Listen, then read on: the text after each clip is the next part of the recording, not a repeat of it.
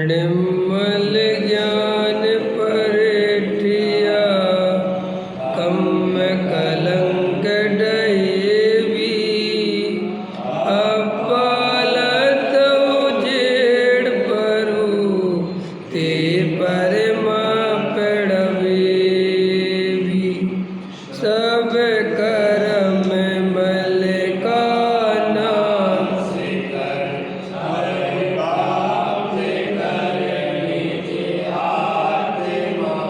जो लीन निर्मल ध्यान में नम कर निकल परमात्मा संतत मानस शांत हो।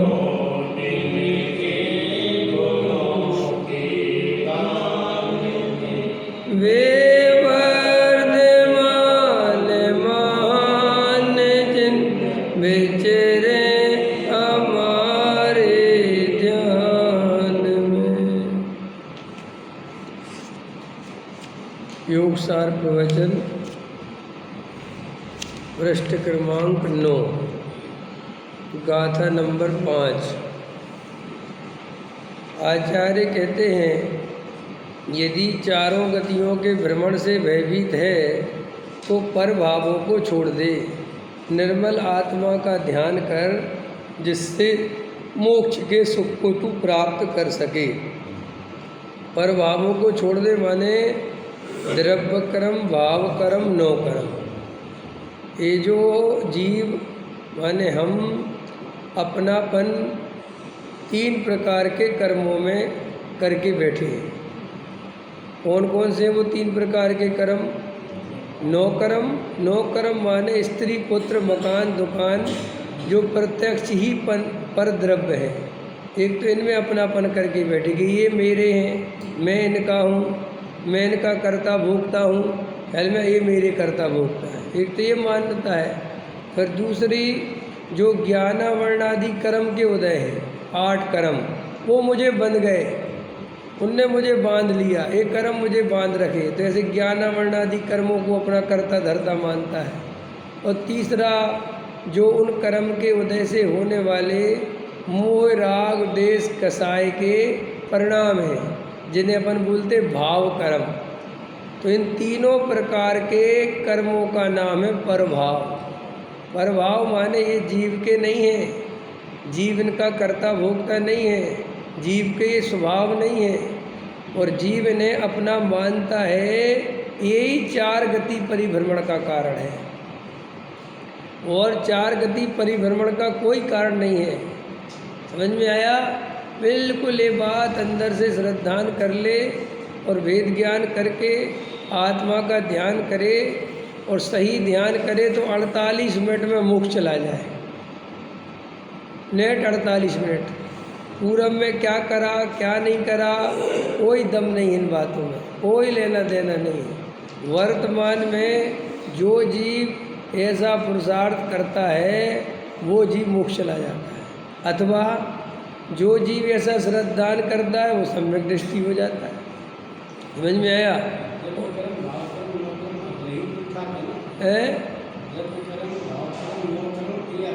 हाँ, अगृहीत मिथ्या अनादिकाल से चला आ रहा। समझ में आया? गृहीत मिथ्यार्थ जो इस पर्याय में आगे नया नया सीख लिया। समझ में आया कि नहीं आया? यहीं आगे सीख लिया नया नया, वो सब गृहीत मिथ्यार्थ।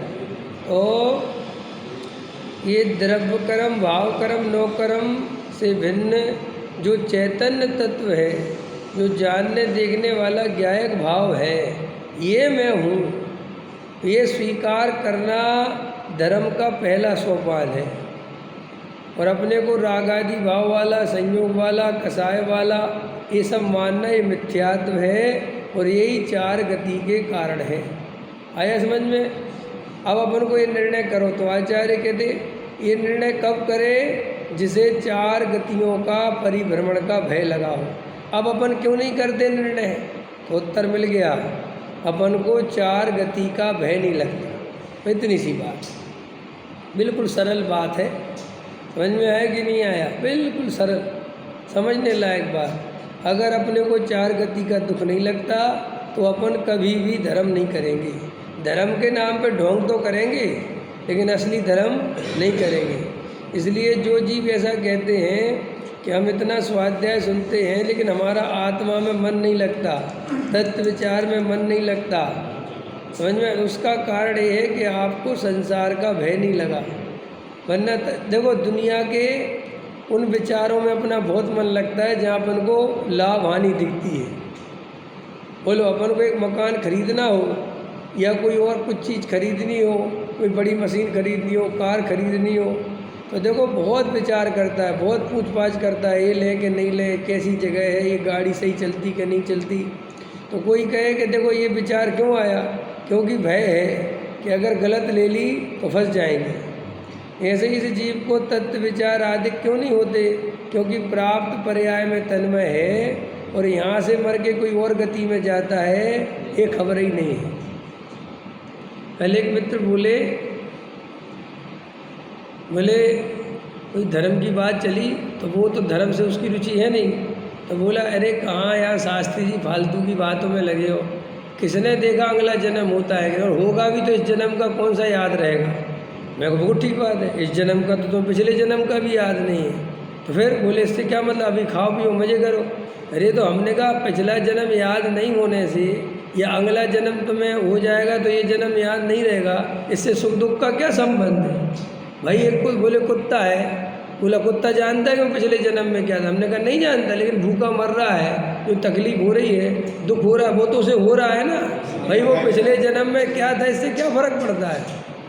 हम पिछले जन्म में राजा थे कि महाराजा थे, अगर तो पता भी चल जाए तो उससे होता क्या है भाई? वर्तमान में तो जो दुख है सो वो तो है।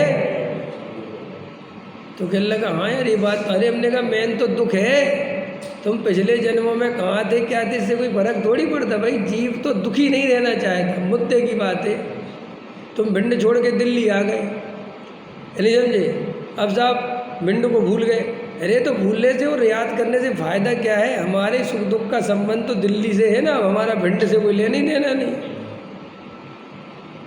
आया समझ में कि नहीं? हमें अगर सुख है तो हमारे लिए दिल्ली बहुत अच्छी, और अगर सुख नहीं है तो ना भिंड अच्छा, ना दिल्ली अच्छी, ना ग्वालियर अच्छा, ना कोई अच्छा। आया समझ में कि नहीं? ये तो सरल बात है ना। ऐसे हम पिछले जन्मों में क्या थे क्या नहीं थे, क्या फ़र्क पड़ता है इन बातों? और अगले जन्म की छोड़ो, तुम इस जन्म में महादुखी हो और आत्मा को नहीं पहचाना तो आगे महादुखी हो जाओगे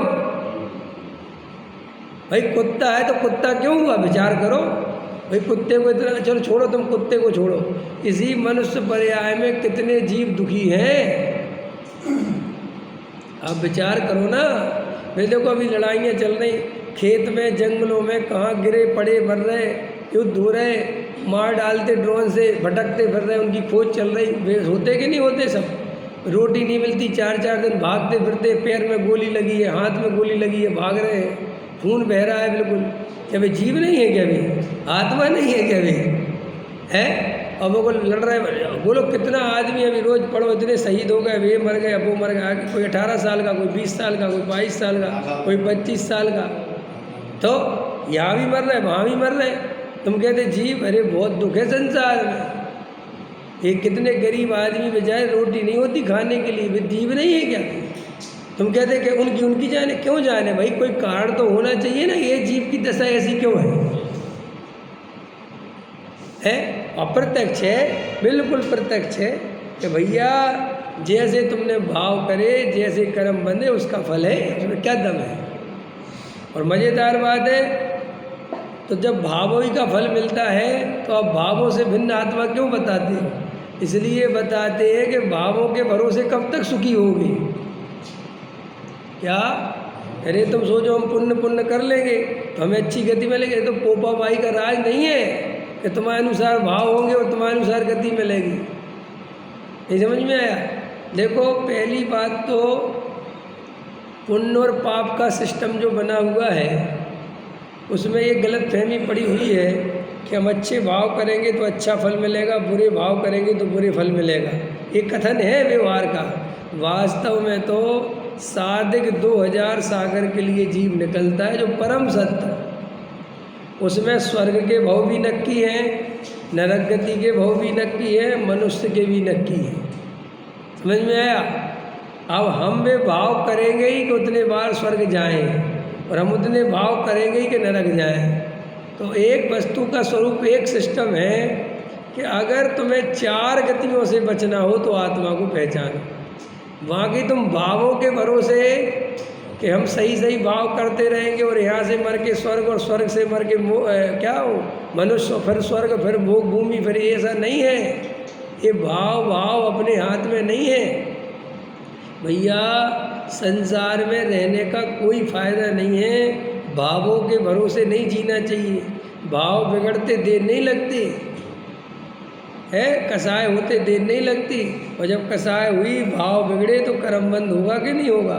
तो जो जीव भावों के भरोसे जीते हैं और ऐसा प्रश्न करते कि आप लोग भावों की कोई बात नहीं करते, इसलिए नहीं करते कि भावों की कोई वैल्यू नहीं है। और सुनो, पुण्य के उदय से, जैसे मान के चलो अपन बॉर्डर पे नहीं लड़ रहे, ठीक है कि नहीं, अपन अपने घरों में शांति से बैठे, अपना पुण्य के उदय से अपन बैठे मान के चलो। तो ये पुण्य के उदय से जो तो बैठे हो, तो सुख कहाँ है भाई? पुण्य के उदय से आदमी कहते सुख है कहाँ? पुण्य के उदय से हमारी कोई आकुलता मिट गई। अरे थोड़ी देर के लिए, और हमें अपनी 10 सल्ले लेके घूम रहे अपन जही सल्ले लेके घूम रहे कि क्या हो रहा है, अपन रात दिन उसी में देख रहे हैं।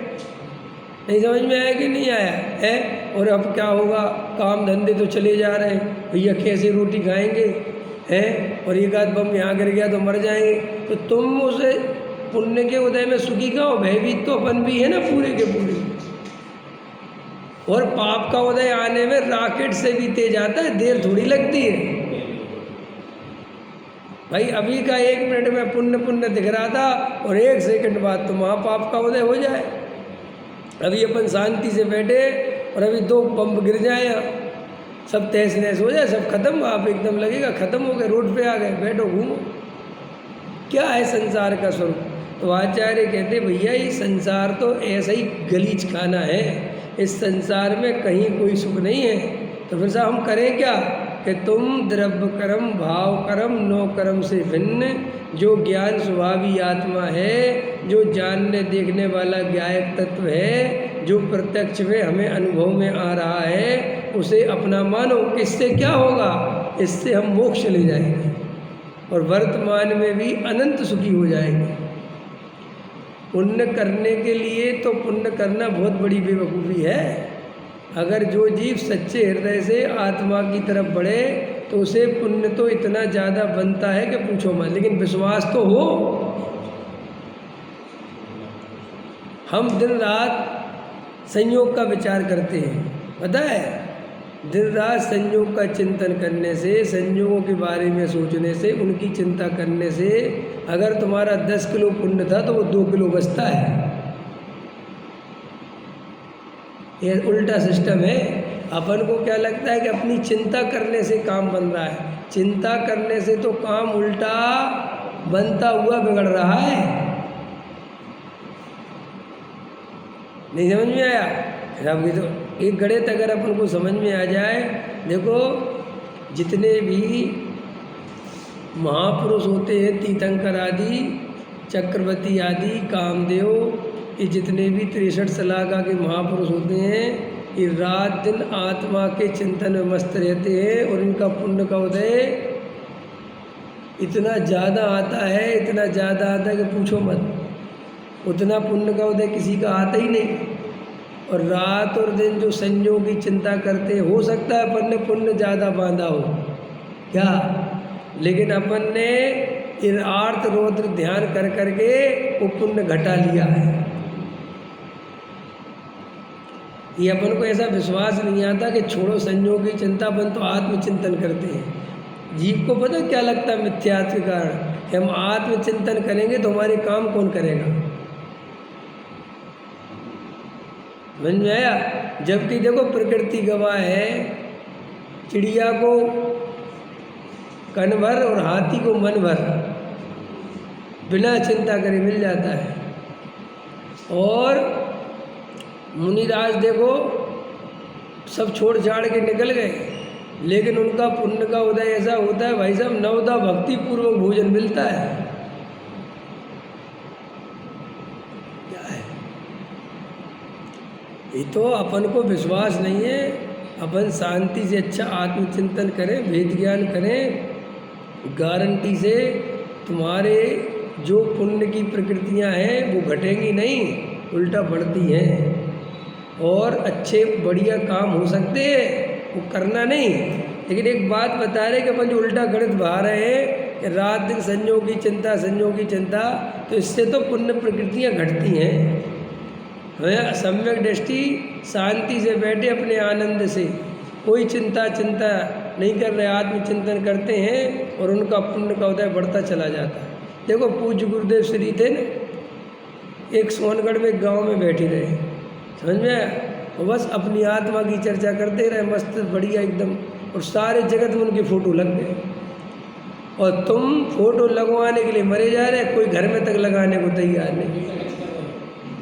घर में कहो हमारा फोटो लगा दो तो कहते मरोगे तब लगा देंगे, अभी तो जिंदा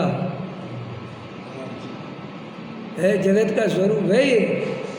तुम विश्वास कर, विश्वास ही नहीं, विश्वास ही नहीं है।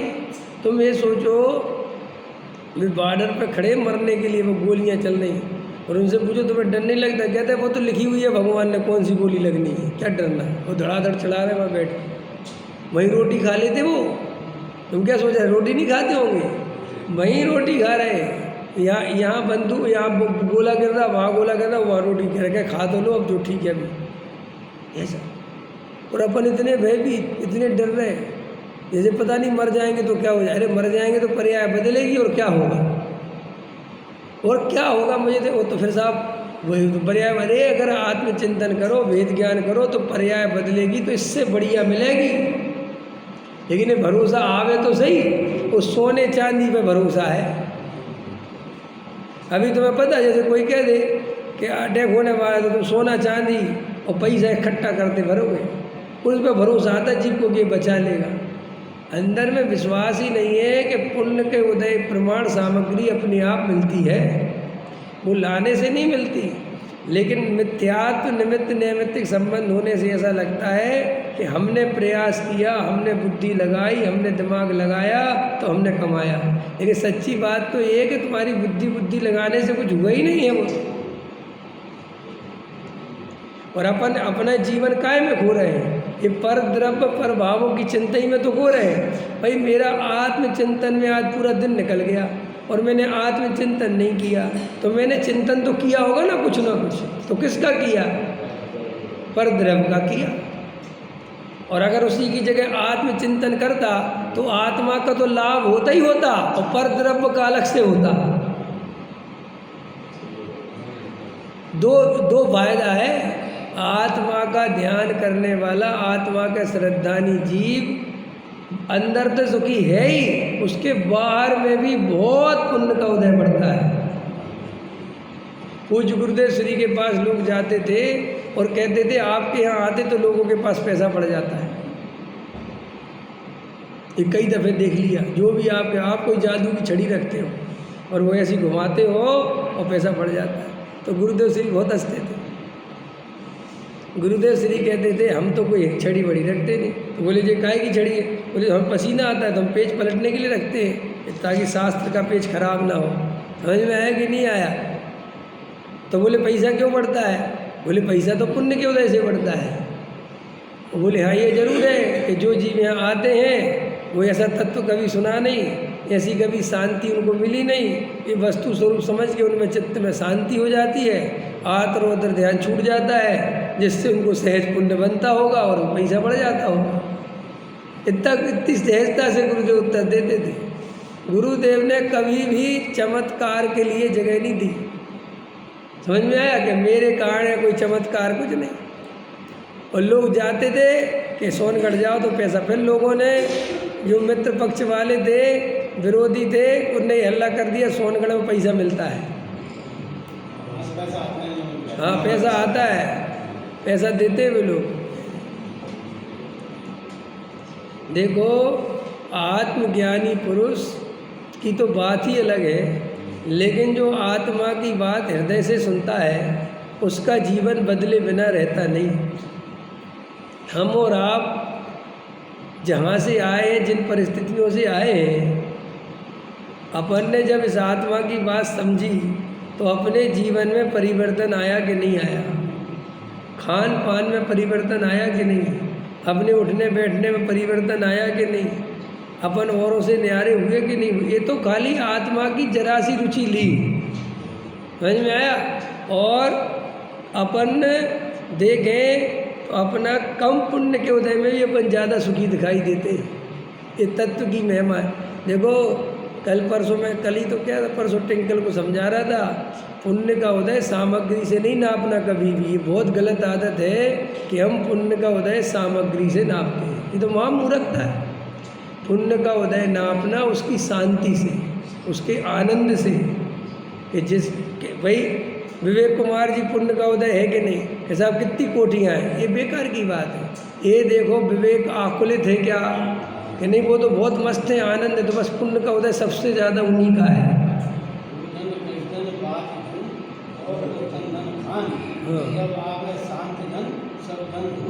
बस समझ में आया?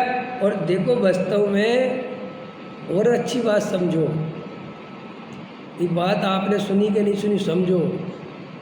पुण्य का सारा मजा केवल सम्यक दृष्टि लेता है। मिथ्या दृष्टि कभी पुण्य का मजा नहीं ले पाता, क्योंकि मिथ्या दृष्टि के मिथ्यात्व के कारण मजे लेने में उसकी रुचि नहीं है, उसको तो परिग्रह बढ़ाने में रुचि है। देखे नहीं आपने? देखे कि नहीं देखे?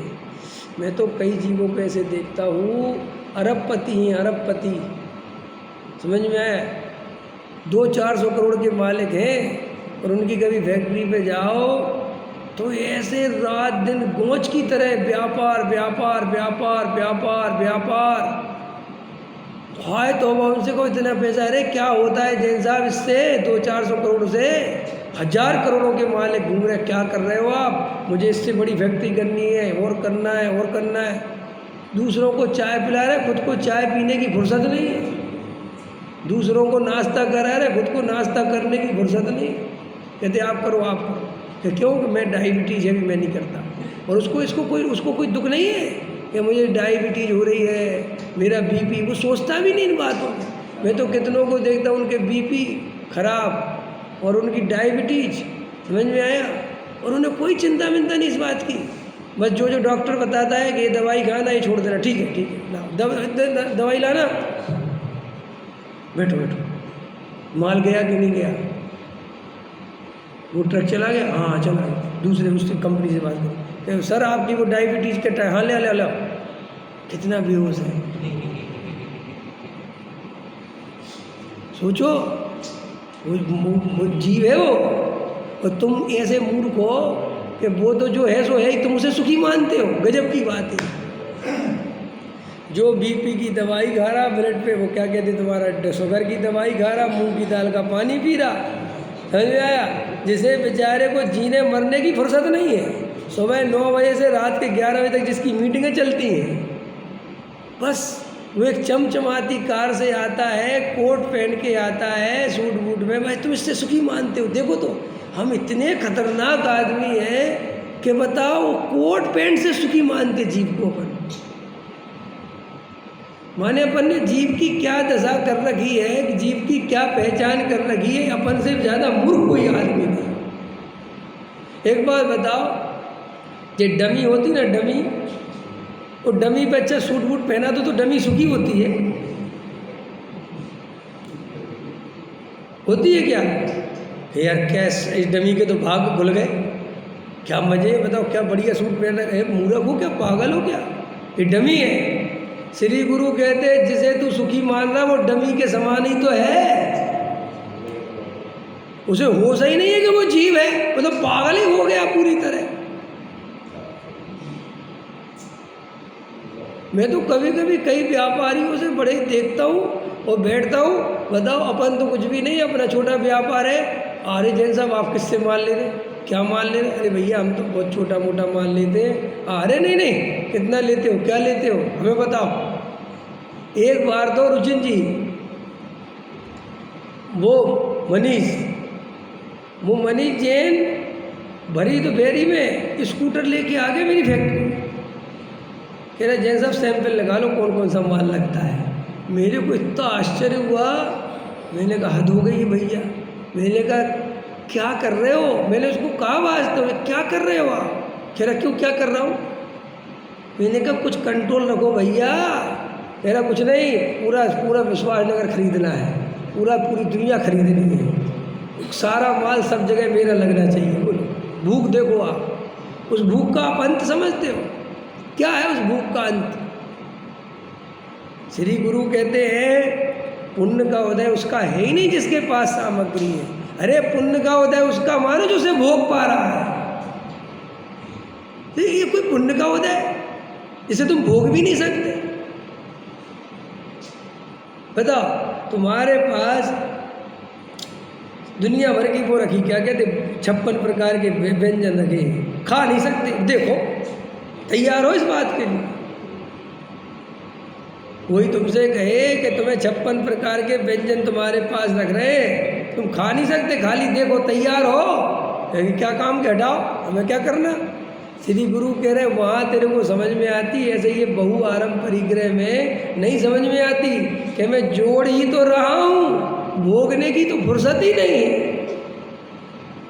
और मज़ेदार बात है, कल मैं पढ़ रहा था अखबार में, निकलती ऐसी बात है कि मुकेश अंबानी के पास इतना पैसा है कि वो अभी सारा व्यापार बंद कर दे, ठीक है, और 10 करोड़ रुपया दिन का मिटाए। कितना करोड़? तो उसकी 7 पीढ़ी तक पैसा खत्म नहीं होगा।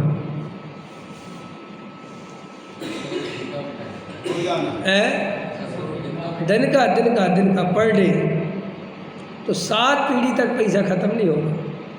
अब जाओ उससे पूछो, उसको बताओ कि तुम्हारे बारे में अखबार छपा है, कि हाँ छपा होगा, फेंको, इससे क्या होता है, मुझे तो अभी 14 पीढ़ी का चाहिए है। हाँ नंबर 1 काम घर, इससे क्या होता है? तुम्हारा जैसा दुख है तुम्हारा पड़ोसी को मकान देख के ना, इसका बड़ा बन गया, उतनी बराबरी का दुख और उससे 1000 गुना दुख उसके चल रहा है कि मेरी पोजीशन पूरे हिंदुस्तान में दूसरे नंबर पे है और एशिया में 5वें नंबर पे, वर्ल्ड में 7वें नंबर पे। वैसे ही नंबर है, सारा गेम नंबर का है। जब बोलते ना हमारे देश के यशस्वी प्रधानमंत्री जो होते ना कार्यक्रम, फिर बोलते हमारे देश के उप प्रधानमंत्री, तो मुझे उप लगता है ना, उप ऐसा लगता है जैसे बंदूक मार दी हो है। एक होता है ना तुम्हारे में भी होता है ना अध्यक्ष और उपाध्यक्ष, ऐसे होते कुछ, गोली सी लगती है, अध्यक्ष नहीं। अरे कहाँ श्री गुरु कहते मुँह में दुखी। सच्ची बात तो ये है, पुण्य का उदय भी सम्यक दृष्टि को है, उसका मजा भी सम्यक है। मिथ्या दृष्टि तो केवल और केवल दुखी होने के लिए बना है। देखो ये बात, क्या मिथ्या दृष्टि जीव केवल दुख भोगने के लिए जी रहा है, केवल दुख, ओनली दुख, सुख है ही नहीं। कि नहीं थोड़ा बहुत मास दुखी, सुख का तो भ्रम है। तो कौन सा भ्रम? कि बाद में सुखी होऊंगा। वर्तमान में मिथ्या दृष्टि कभी सुखी नहीं होता, उसके सारे सुख भविष्य में है। समझ में आया कि नहीं आया? जैसे घर में होता है ना मिथ्या, ऐसे होता है ना कि भोजन कर लो, कि नहीं हम तो पूरा काम निपटा के भोजन करें, कि भैया ये काम तो शाम के 5 बज जाएंगे निपटाने में, कोई बात नहीं, हम एक खट्टा 5 बजे करेंगे। और लगा रहा 5 बजे करेंगे, पूरा काम निपटा दें, और 4:45 बजे प्राण निकल गए। उदाहरण समझ में आएगी? या 4:45 क्या हो गया? प्राण निकल गए। ऐसे ये मिथ्या दृष्टि, अब भोगूंगा, पहले और जोड़ लूँ फिर भोगूंगा, और भोग लूँ और जोड़ लूँ फिर भोगूंगा, पता चला खत्म हो गए सब, आप निकल गए, खत्म, डी एंड है। एकदम हार्ट फेल आया, डॉक्टर ने कहा बस खत्म है, मैं मरने पे आ गया क्या? हाँ बस खत्म, आपका टाइम हो गया है। डॉक्टर साहब मैं तो ही पोते का ही मुँह नहीं देखा, कुछ करा ही नहीं, क्या तुझे देखने की फुर्सत कहाँ थी?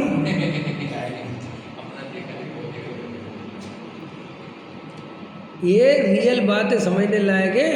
अभी एक दिन एक घटना घटी थी, एक आदमी का बहुत बड़ा कारोबार था और उसी का लड़का बद्रसेन जी 23 साल की उम्र का हो गया, जवान, और जब वो ऑफिस में आया तो वो पूछ रहे किसका लड़का है? क्या?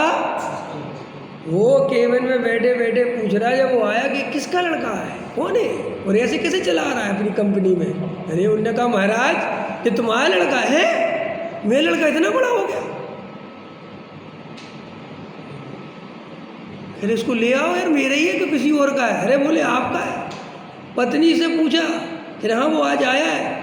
बोले आपने उसको 15 साल से मुँह ही नहीं देखा, बस आप स्कूल की फीसें भर देते हो, जो मांगता है उसके चेक काट के भेज देते हो, और आप तो सुबह 8 बजे निकल जाते हो, वो स्कूल चला जाता है, ना आप देख पाते हो ना वो देख पाता है। और बोले आपका व्यापार इतना है कि आपको कभी देखने का मन ही नहीं हुआ कि मेरा बेटा है कहाँ? रियल है ये। अगर आप भी देखोगे ना अरविंद जी ध्यान से, तो आपने भी अपने बेटे का बचपन देखा नहीं होगा। हमें बचपन देखने की फुर्सत नहीं मिलती।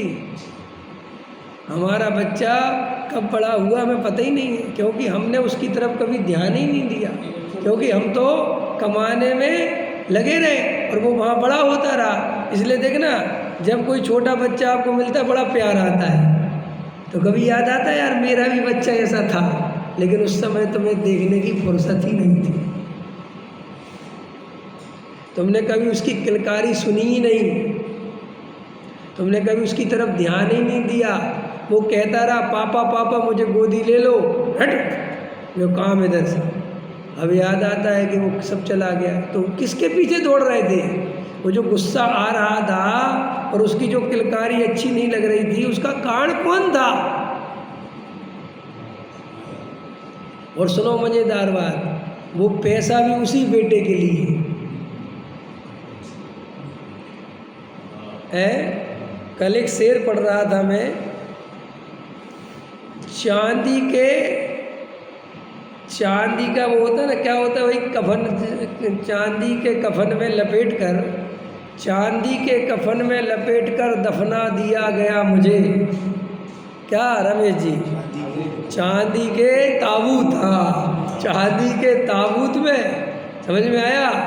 मुझे दफना दिया गया, मेरा कसूर था कि मुझे गरीब लड़के से प्यार था। उस घर समझ गए कि नहीं समझ गए? भाई मुझे चांदी के ताबूत में कफन में दफना दिया गया, मेरा कसूर था कि मुझे गरीब लड़के से प्यार था। माने वो चांदी के ताबूत थे, उसमें तो दफनाने को तैयार हो गए। काश कोई चांदी का तबूत उस गरीब को दे देता तो वो भी अमीर हो जाता और शादी करा देते, लेकिन वो मंजूर नहीं है। ऐसे ही अपन जिस बच्चे को सुखी होने के लिए पैसा पैसा पैसा पैसा पैसा पैसा, समझो वो बच्चा कह रहा पापा मुझे ले लो गोद, मुझे इसमें ज़्यादा मज़ा आएगा, मुझे तुम्हारे पैसे से क्या लेना देना। हम कह रहे नहीं तू अभी कुछ नहीं समझता है।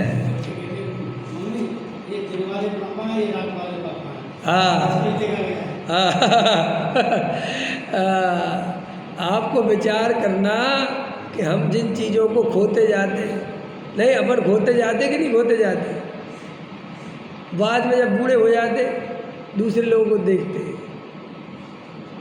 हर आदमी को प्रकृति मौका देती है, देती कि नहीं देती? आपको जवानी मिली कि नहीं मिली?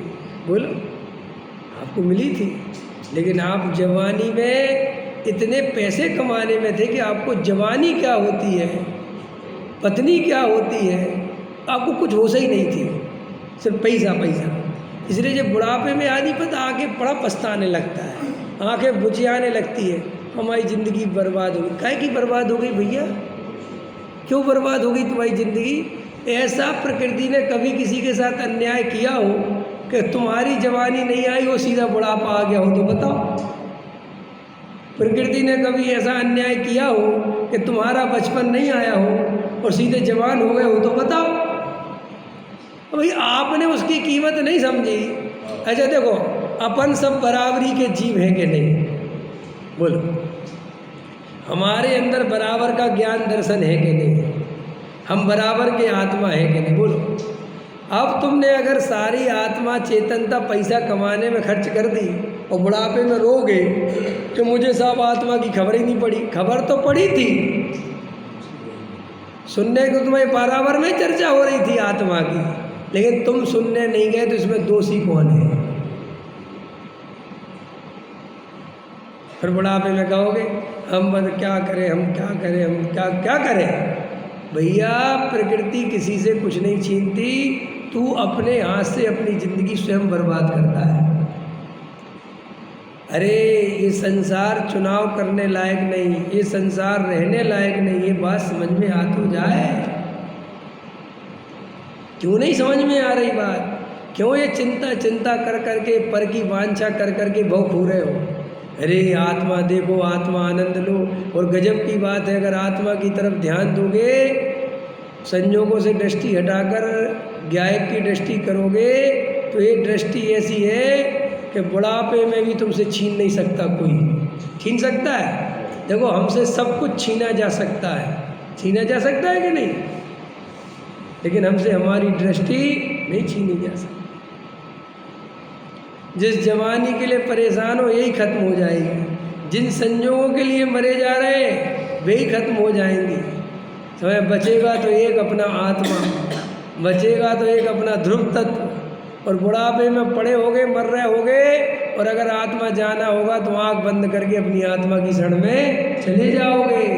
और अगर आत्मा नहीं जाना होगा तो बुढ़ापे में चिल्ला रहे होगे, मुझे बचा लो, मुझे बचा लो। वहाँ बचाने वाला सबरे कह रहे हो मरो फटाफट।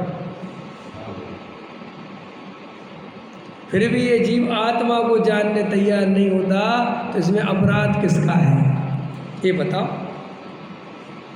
तो मैंने क्या कहा, पुण्य के उदय का असली भोग तो केवल सम्यक दृष्टि ही करता है, एक बात। दूसरी बात, पुण्य का उदय सामग्री का नाम नहीं है। लिखो ये अच्छे से, पुण्य का उदय सामग्री का नाम नहीं है। तुम्हारे अंदर शांति आनंद जो रहता है, उसका नाम वास्तविक पुण्य का उदय है। अगर तुम्हारे अंदर अशांति भरी पड़ी है और तुम अरबपति भी हो, तो तुम पापी ही हो, पाप के उदय में ही जी रहे हो। आया समझ में? इसलिए किसी भी जीव को पुण्य पाप का उदय वाला देखना, तो ये देखना कि इसके चित्त में शांति कितनी है। और अगर उसके चित्त में शांति नहीं है, अशांत है, तो चाहे अरबों रुपए के उसके पास ढेर लग रहे हो, तुम समझ जाना कोई काम का नहीं है। पकड़ में आया कि नहीं आया? गहराई से विचार करो। अरे भाई, अनंत आकुलता भोगता है और अपने को सुखी समझता है, ये मिथ्यात्व की महिमा है। क्या बोला मैंने? क्या बोला नरेश जी? अनंत आकुलता को भोगता है और अपने को सुखी समझता है, ये मिथ्यात्व की महिमा है। मिथ्यात्व की महिमा समझ गए? मिथ्यात्व माने उल्टा, जैसा है नहीं वैसा दिखाता है। वो है तो दुखी, आकुलता से कोई सुख थोड़ी है, लेकिन मिथ्यात्व के कारण आकुलता ही सुखरूप लगती है। ये गजब की बात है। वो जो आदमी शुगर है, ब्लड प्रेशर है, परेशान है, और वो इधर से उधर चक्री बना हुआ है, लेकिन मिथ्यात्व कह रहा तू सुखी है।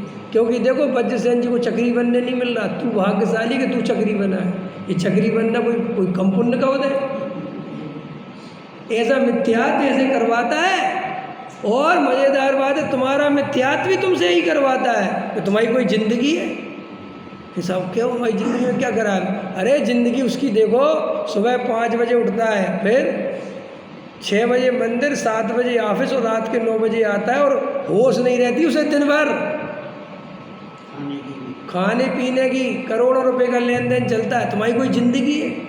तो मेरी ज़िंदगी क्या है कि मैं उठता हूँ, नहाता धोता मंदिर जाता हूँ, बढ़िया शांति समय सार सुनता हूँ। तो कोई ज़िंदगी है तुम्हारी? है ये कोई ज़िंदगी है? और समय बर्बाद करते हो मंदिर में। क्या रखा मंदिर? भगवान कुछ दे देगा क्या? ये मिथ्यात्व की भाषा ऐसी है। मिथ्या दृष्टि जो भोग रहा है उस आकुलता को, वो भी अपने को सुखी मानता है, और मज़ेदार बात, जो उसे देख रहा है वो भी उसे सुखी मानता है।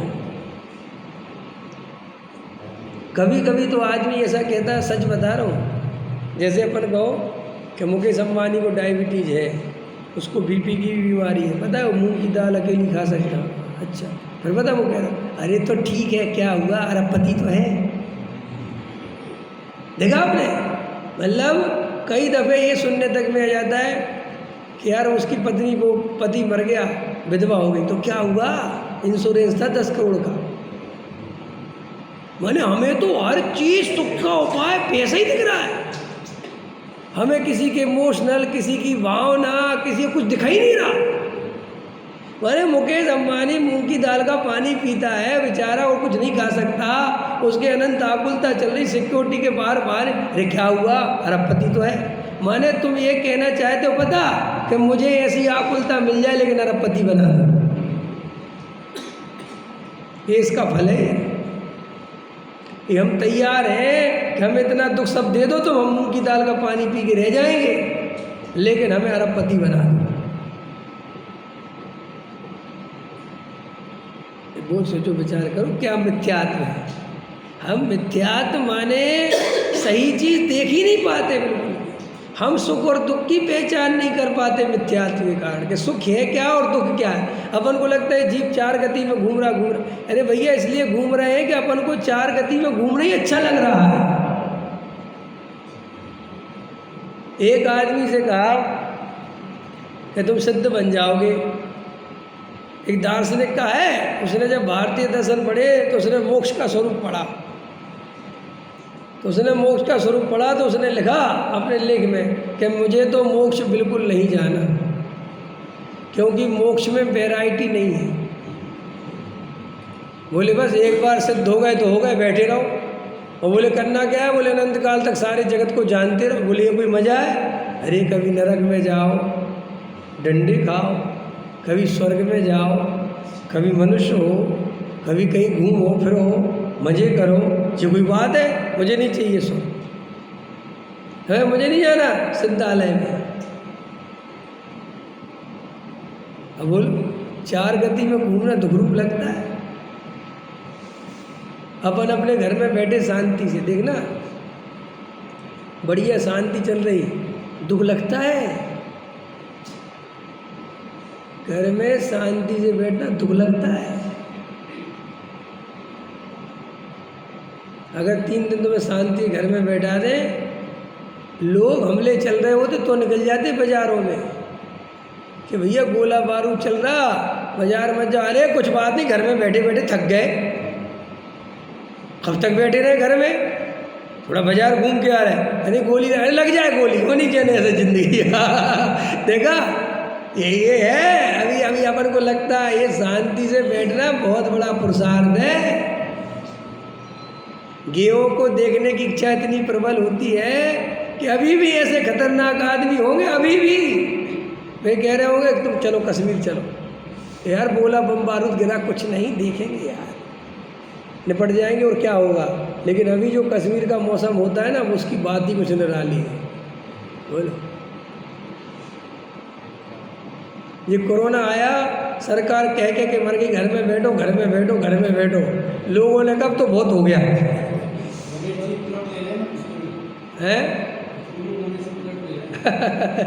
रमेश जी तो भाई मंगल ग्रह पे ले सकते हैं। तो अपन को ये मिथ्यात दुख नहीं लगने देता।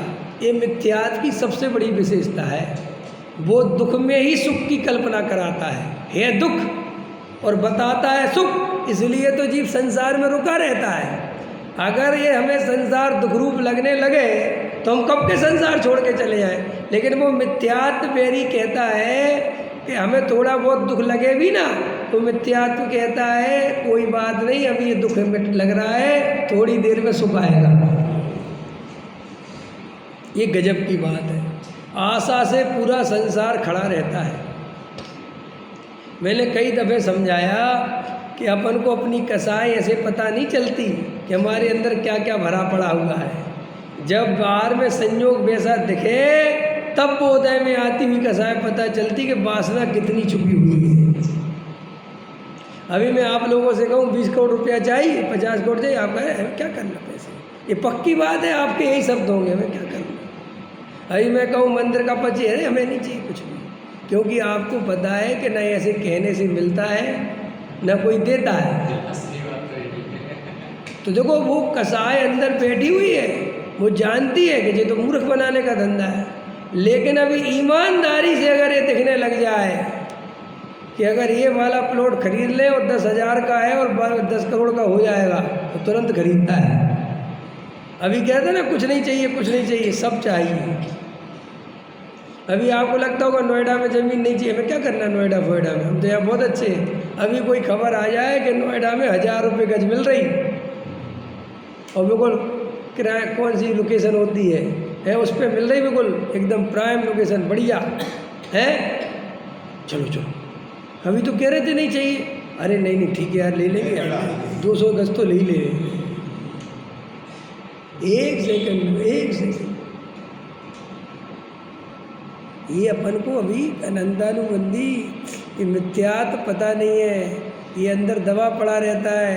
ये तो परिस्थिति के हिसाब से अटैक करता है ना, तो जीव को ऐसे घुमाता रहता है, समझ में आया, वो देखता रहता है कि क्या स्थिति है। अरे भैया कुछ नहीं, आत्मा को पहचानना कोई इतनी आसान बात नहीं है। तो देखो क्या कहते हैं, यदि चारों गतियों के भ्रमण से भयभीत हो तो, अगर नहीं हो तो परभावों को छोड़ दो, अगर भयभीति नहीं हो तो काय को छोड़ दो, क्या छोड़ दो, निर्मल आत्मा का ध्यान कर जिससे मोक्ष के सुख को तू पा सके। समझ में, संसार का दुख लगा हो और अनंत शांति प्राप्त करने का भाव जगा हो। अब आकुलता झेली नहीं जाती, अब हमें चार गति में नहीं घूमना, अब तो हमें अपनी शांति से अपने स्वरूप में रहना है। तो श्री गुरु कहते फिर ये बात उसके लिए है। अब देखो अपन ने कल पढ़ा था ना, अब चलो नीचे चलो।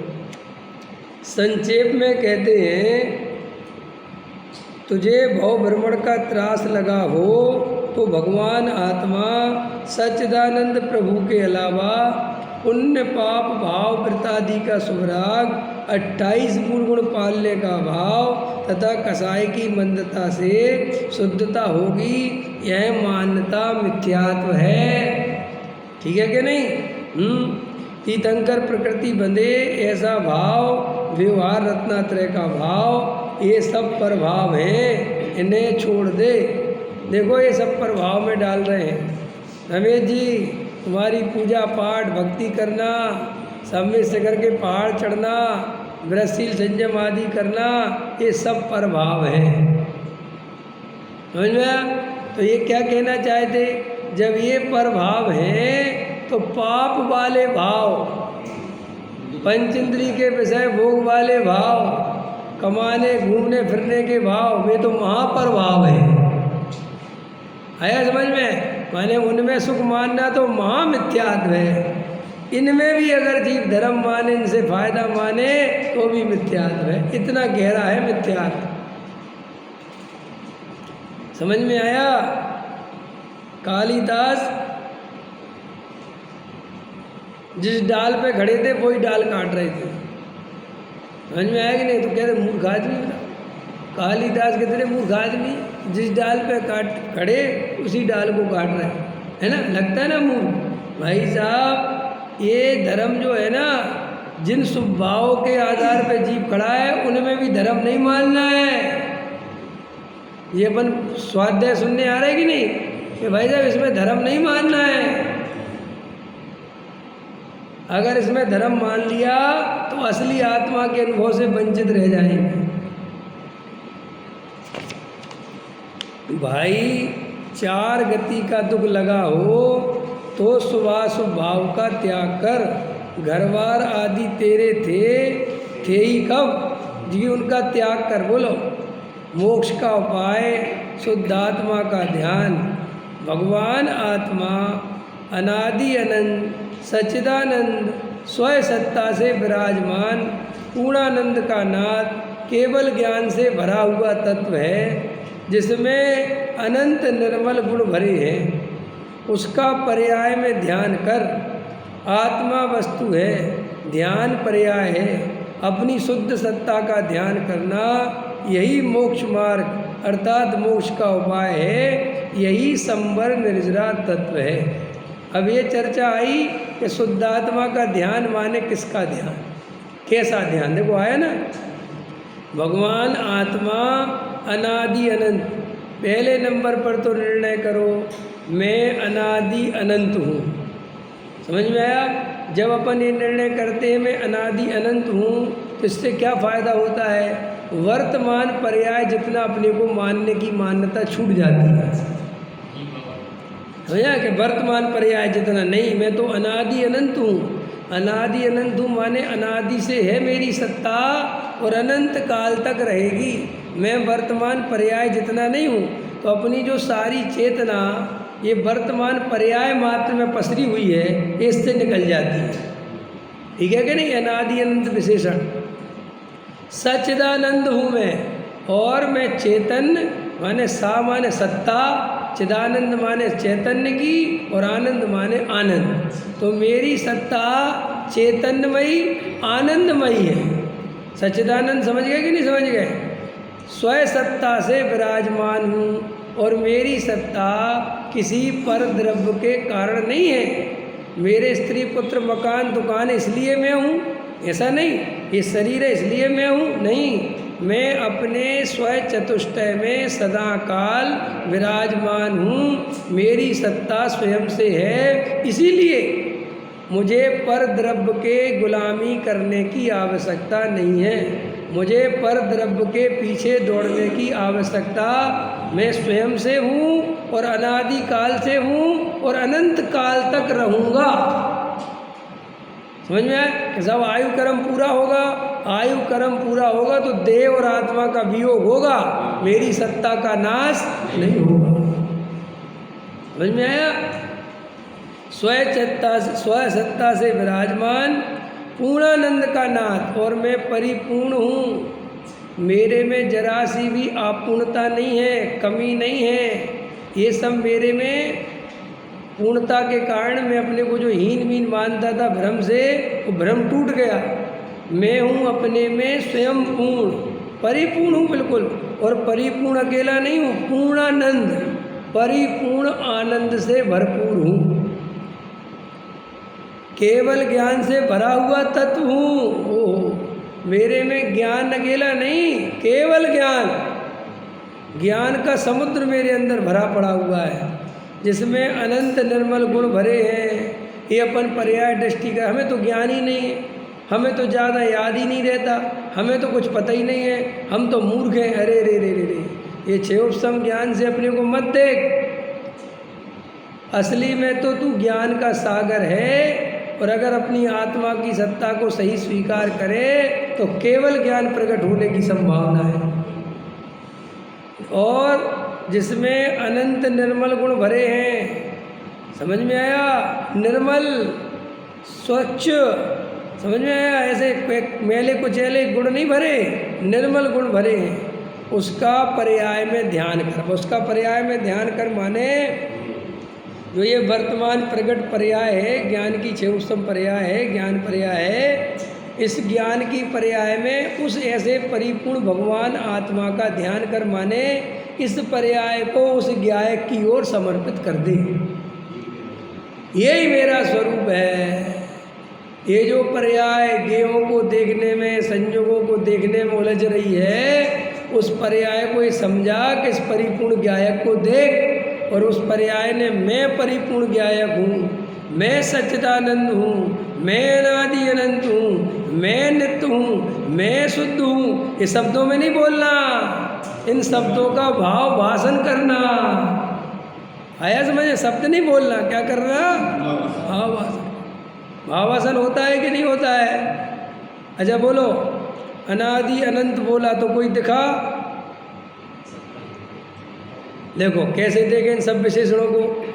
तुम एक ज्ञान को पकड़ो बस, इस शरीर से भिन्न जो अंदर ज्ञान की धारा बह रही है उसको पकड़ लो। पकड़ लिया? ज्ञान की धारा बह रही उसे पकड़ लिया कि नहीं? अरे मेरे में ज्ञान है, ये समझ में आ रहा कि नहीं? देवेंद्र जी, ये कुर्सी में टेबल में ज्ञान नहीं है और मेरे में ये समझ में आ रहा है, और मैं ज्ञान से जान रहा हूँ, ये समझ में आ रहा है, और मैं फील कर रहा हूँ, वेदन कर रहा हूँ, समझ रहा हूँ, आ रहा है। हाँ, अब ऐसे ज्ञान को पकड़ो।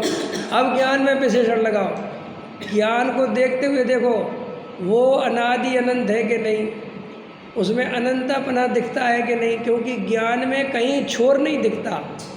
देखो तुम, शरीर में छोर दिखता है, देखो तुम ध्यान से देखो, छोर तो समझते हो अपने शरीर की तरफ देखो, पहले शरीर देखो तो छोर दिख गया, पैर दिख गया, एंड हो गया ना शरीर, खत्म।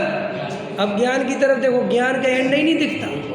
वो ज्ञान तो समुद्र की तरह अथाह है, ज्ञान ज्ञान ज्ञान ज्ञान ज्ञान, वो बंद होता ही नहीं दिखता कहीं। ऐसा नहीं दिखता कि चलो जी ज्ञान अब दी एंड हो गया, यहाँ ज्ञान नहीं है, वो तो ज्ञान ही ज्ञान है। तो जब ज्ञान ही ज्ञान है तो अनादि अनंत हो गया कि नहीं? एक विशेषण लग गया, अनादि अनंत, माने इस ज्ञान स्वभावी तत्व का कोई नाश होने का उपाय नहीं। देखो ध्यान से देखो तो आत्मा स्वयं सब कुछ बताता है कि शरीर वियोग होने वाली चीज़ है, ये अलग हो जाएगा, राग अलग हो जाएगा, ज्ञान अलग नहीं होगा। ये देखो आप चाहो तो महसूस कर सकते हो। हाँ, अब देखो सच्चिदानंद, ओहो, तो मेरी सत्ता है कि नहीं? अपन ने ज्ञान पकड़ लिया, अनादि अनंत पकड़ लिया, अब वो सत्ता है कि नहीं? देखो हाँ सत्ता है, बिल्कुल ज्ञान की सत्ता है वो, ऐसा नहीं हवा में बातें चल रही हैं, बिल्कुल ठीक। अब वो चिदानंद है कि नहीं, माने चैतन्य है कि नहीं, कि हाँ चैतन्यपना है, उसमें जड़पना नहीं है, वो जानता देखता है, समझ में आया? और ऐसा जानो तो उसमें आनंद है कि नहीं, क्योंकि उसमें आकुलता का कोई काम नहीं है। आकुलता तो तुरंत परज्ञों की दृष्टि से होती है, अगर चिदानंद की दृष्टि करो तो आकुलता नहीं होती है। और स्वयं सत्ता, स्वयं से उसकी सत्ता है कि ज्ञेयों से उसकी सत्ता है? बोलो, ज्ञेयों से दिख रहा है वो कि स्वयं से दिख रहा है? स्वयं से दिख रहा है, ज्ञेयों से नहीं दिख रहा है। विराजमान है, सदा काल विराजमान है और पूर्णानंद है, उसमें कोई अपूर्णता दिख रही क्या? वो जैसा लग रहा है कि इसमें ये डालो, ये कमी है, ये कमी है, नहीं, वो तो परिपूर्ण ज्ञान ज्ञान ज्ञान ज्ञान ज्ञान ज्ञान ज्ञान ज्ञान दिख रहा है, केवल ज्ञान से भरा हुआ है। तो केवल ज्ञान माने केवल ज्ञान, ओनली ज्ञान, उसके अलावा उसमें कुछ और दिख रहा है कि नहीं? सब ज्ञान ही ज्ञान भरा हुआ दिख रहा है। अहो, और जिसमें अनंत निर्मल गुण भरे हैं, ऐसे उसमें अनंत निर्मल गुण है। एक गुण से पकड़ में आया और उसके आधार से ये पकड़ में आया कि उसमें ऐसे अनंत गुण है, ज्ञान है, दर्शन है, चारित्र्य है, वीर्य है, सुख है। ओहो, उसका पर्याय में ध्यान कर। बस अभी जो 2 मिनट कराया ना, वो ही ध्यान करना है, वो ही मुक्ति का मार्ग है। बस ऐसे बैठ के ऐसी आत्मा का भान करो और आनंद लो, और उसे आनंद मानो, आनंद अनुभव करो, बस इसी से मुक्ति हो जाएगी। यही मोक्ष मार्ग है, यही आत्मा का ध्यान है, और यही संवर निद्रा है, यही मोक्ष है। सब कुछ इतनी सी बात है। ये बात अगर अपन करें तो अपन को मोक्ष मार्ग की प्राप्ति हो सकती है। संवर निर्जरा तत्व प्रकट हो जाएगा और कुछ काल में मोक्ष मिल जाएगा। सहजानंद।